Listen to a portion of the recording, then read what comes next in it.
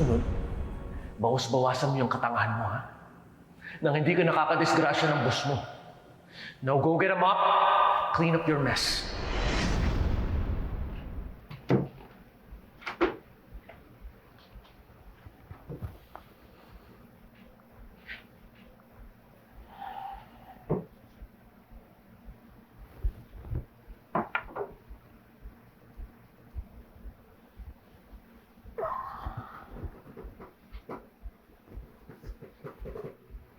Sab. Hey, look, I'm really sorry about what happened earlier.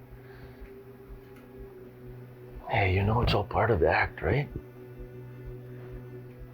Para mas lalo ko lang makuha yung loob ni Era. Look, I didn't mean to hurt you earlier. It's just... Ba't mo kasi ginawa yun? Hindi ko na kasi kaya, Renan. It's like a knife twisting in my chest every time I see you with her. I know, but we planned this, di ba? Sab, we started it together. We have to finish it together. Alam mo na may naghihintay sa atin sa huli nito eh. It's everything we've ever dreamt of, Sab. So I'm just asking, just a little more patience, please. What if I told you I can't do it anymore? Sab, Hindi ko na kaya, Renan. Gusto ko nang sumuko. Tigilan na natin to, please. Lumayo na lang tayo. Magsimula na lang tayo ulit, please.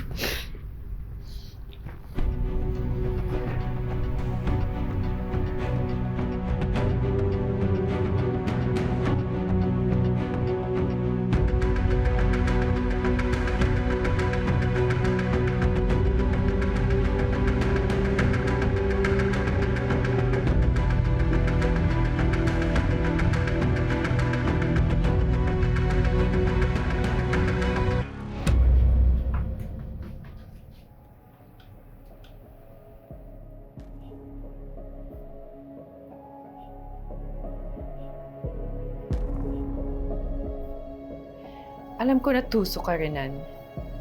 Pagkatapos ng mga ginawa mo sa akin ngayon.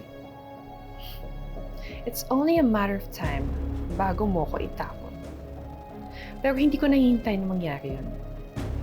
Bago mo kong tuluyang ilaglag, mag-iipon na ako ng bala laban sa'yo.